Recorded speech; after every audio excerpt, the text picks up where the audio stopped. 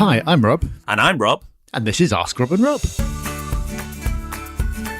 Hello, everyone, and welcome to Ask Rob and Rob, the show where you get your questions in and we give you our thoughts, opinions, and answers, which hopefully you find useful. And judging by the number of people who download these episodes and the number of questions that come in, you obviously do.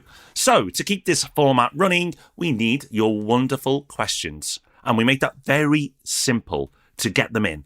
Rob, do you want to remind everyone? Of course. 013-808-00035. That's the number you need to remember. Or maybe you don't. You could just go to propertyhub.net/ask. Either way, our voicemail service is there for you, so you can send your question our way, just like Jason did. Hi, Rob and Rob. It's Jason here. Listen to your podcast every week, and I think it's brilliant. My question for you is, I'm currently saving for my first investment property and should have about 20,000 by next year. Should I invest in my first investment property with that low deposit? It will be for a relatively low value property, and that will get my foot on the investment ladder and start what I believe you guys call the snowball effect.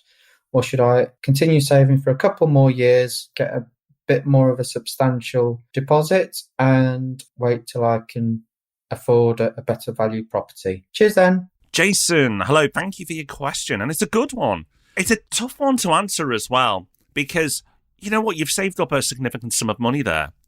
And I completely understand the temptation to invest. What I would say, though, is if you do invest in property right now, you need to accept a few things. So first of all, if you're going to put 25% down, it won't be £20,000 because you're going to have costs. So you might be able to get away with putting 15,000 down as your deposit and saving 5 for costs.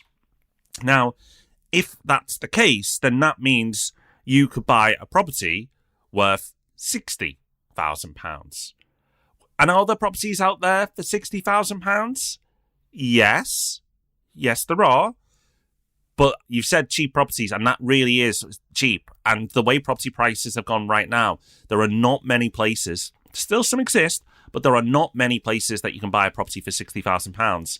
And in those places, they tend to be considered the less desirable areas.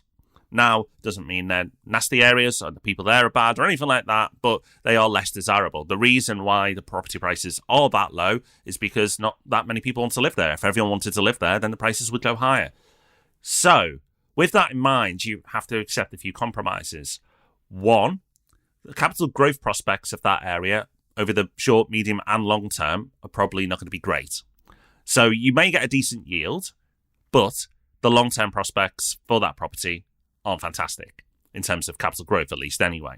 You might get a reasonable yield because of that price point, but the amount of profit in terms of pound notes you'll make each month will be low because the investment amount is low. So you might make, let's say, £100 profit each month after all costs, which might sound okay, but as soon as something goes wrong, that £100, which it will because it's a low price property, that £100 is eaten up and it disappears quite quickly. Myself, my lowest price property that I have in my portfolio, the profits get wiped out fairly regularly by things that are going wrong. And that's because, unfortunately, the tenant profile that property attracts has meant that I've had to spend more money on it. Even just standard upgrades and repairs, which you need to do in maintenance on a property. A boiler costs the same in a cheap area as it does an expensive area. Might cost you a bit more to fit it in an expensive area, but a boiler is the same price pretty much wherever you buy it, if you buy it on the internet, at least anyway.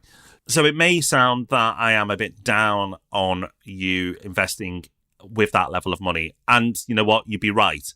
I would say there is a positive, though. And the positive is that you would get experience. You would. But as a financial investment, I think you could do better. What I would do if I was you is continue to save, but also invest. And don't go wild with your investments, but put that £20,000 to better use to accelerate you to a place where you can get your deposit that you need. So maybe the amount is, say, 30,000, 5,000 for costs, 25,000 deposit means you get a £100,000 property. Yes, that's still on the low end of things, but the difference between a £60,000 property and a £100,000 property is vast. So it's probably worth you going to that level. I would really encourage you to build on that deposit amount and possibly, like I've said, invest the 20,000. Nothing too risky in case it doesn't work out the investment. I'm not saying put it in Bitcoin. That amount could double in 12 months, but it could also half, and you'd be pretty devastated if it halved. But you could put it into things like property. Now, of course, you'd expect me to say portfolio here. That is an option, but you've got loads of options. It's nice that it's exposed to property, but there are other ways you can get exposed to property as well. So however you do it, it doesn't really matter. But I would invest in something that's relatively solid and stable, that's just going to do a bit better than the standard rate that you'd earn in a bank by saving, which, let's face it, is next to nothing. And then get to, say, 30,000 as quickly as you can. And at that point, you'll get the upside of the experience still, and hopefully a property that will give you less issues in the short term and better prospects in the long term. Well, that is what I think we call a comprehensive answer. Loads of wisdom in there for you, Jason, and Rob, I completely back up everything that you've said about low value properties. I have exactly the same thing. Okay, let's move on to our second question now. This one comes in from Mike. Hi, my name's Mike. Following a change to our property management company on our property in Northampton, we have just received a service charge demand for 2022, which totals an increase of 92.5% over the 2021 cost.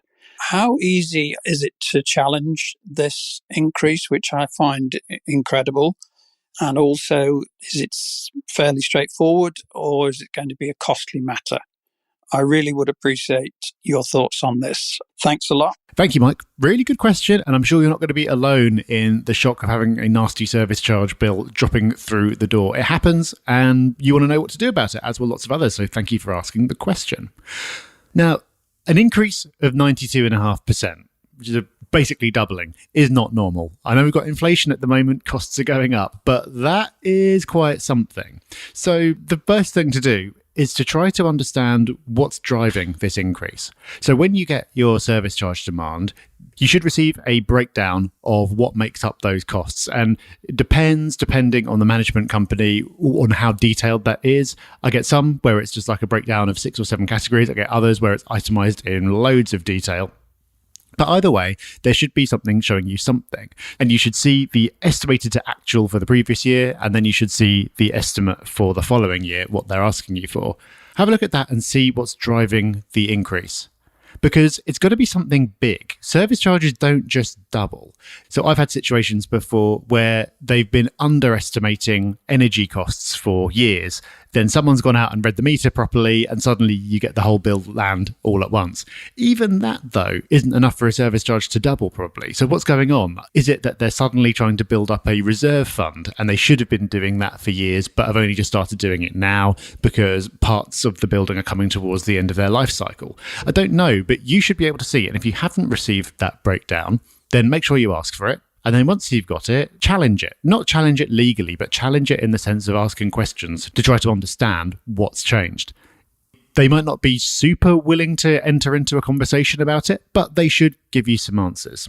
Having done that, it may be the case that you don't like it, but you can understand why the increase is what it is. Maybe it's a one-off relating to one of the reasons I've talked about before. Maybe it is you've been historically undercharged, but maybe you'll get to the point of going, okay, that's fine, I can deal with it.